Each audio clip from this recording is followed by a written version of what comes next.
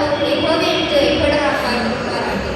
പ്രിയമുള്ളവരെ, ഞാൻ ഇവിടെ പറയാൻ പോകുന്ന കഥയുടെ പേരാണ് യഹോവ തന്നു യഹോവ എടുത്തു. അങ്ങ് ദൂരെ ഏദോമ്യ ദേശത്ത് ചാവുകടലിന് തെക്ക് കിഴക്കുള്ള ഒരു പ്രദേശമായിരുന്നു ഊസ്. അവിടെ ഇയ്യോബ് എന്ന പേരിട്ട ഒരു പുരുഷനുണ്ടായിരുന്നു. അദ്ദേഹം നിഷ്കളങ്കനും നേരുള്ളവനും സത്യസന്ധനും ദോഷം ഉണ്ടാകുന്നവനുമായിരുന്നു. അദ്ദേഹത്തിന് 7 പുത്രന്മാരും 3 പുത്രിമാരും ഉണ്ടായിരുന്നു. അക്കാലത്തെ സ്വത്ത് എന്ന് പറയുന്നത് മൃഗങ്ങളും ദാസദാസന്മാരുമായിരുന്നു. അദ്ദേഹത്തിനുണ്ടായിരുന്ന സ്വത്തുക്കളുടെ വില കേട്ടോളൂ. 7000 ആട്, 3000 ഒട്ടകം, 500 ജോഡി കാള, 500 കഴുത, അങ്ങനെ വളരെയധികം ദാസദാസന്മാരും ഉണ്ടായിരുന്നു.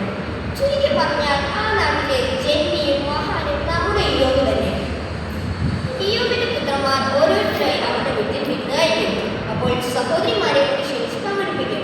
വിരുന്നിനെ തുടർന്ന് മക്കൾ ദൈവത്തോട് എന്തെങ്കിലും പാപം ചെയ്തിട്ടുണ്ടെങ്കിൽ അത് ക്ഷമിച്ചു കൊടുക്കുന്നതിന് ഇയ്യോബ് അവരെ വ്യക്തി ശുദ്ധീകരിക്കും. അവരുടെ എണ്ണത്തിനനുസരിച്ച് ഹോമയാഗം ചെയ്തു പോകും. ഒരു ദിവസം ദൈവപുത്രന്മാരും സാത്താനും ദൈവശക്തി ഒത്തുകൂടും.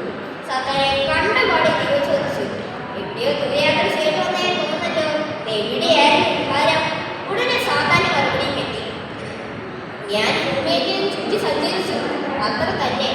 അപ്പോൾ ദൈവത്തിന്റെ അടുത്ത ചോദ്യം, നീ എന്റെ ദാസനായ ഇയ്യോബിന്റെ മേൽ നോട്ടമുണ്ടോ? ഒരു കാര്യം ഞാൻ പറഞ്ഞേക്കാം, അവരെ പോലെ നിഷ്കളങ്കനും ദൈവഭക്തനും ദോഷബുദ്ധകളുമായി ഈ ഭൂമിയിൽ വേറെ ആരുമില്ല.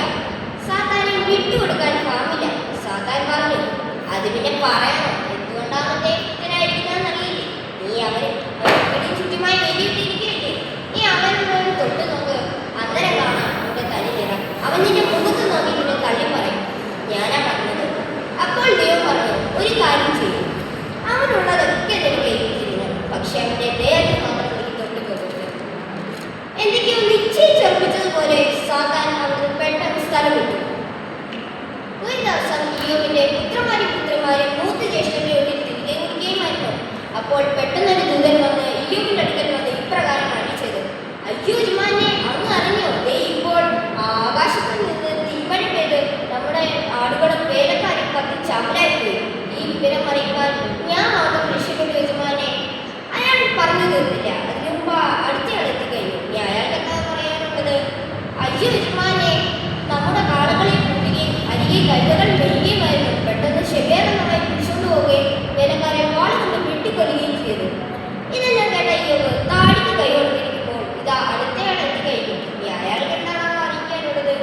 അയ്യോ യജമാനെ, നിങ്ങളുടെ പുത്രന്മാരും 3 ജ്യേഷ്ഠന്റെ വീട്ടിൽ നിൽക്കുകയുമായിരുന്നു.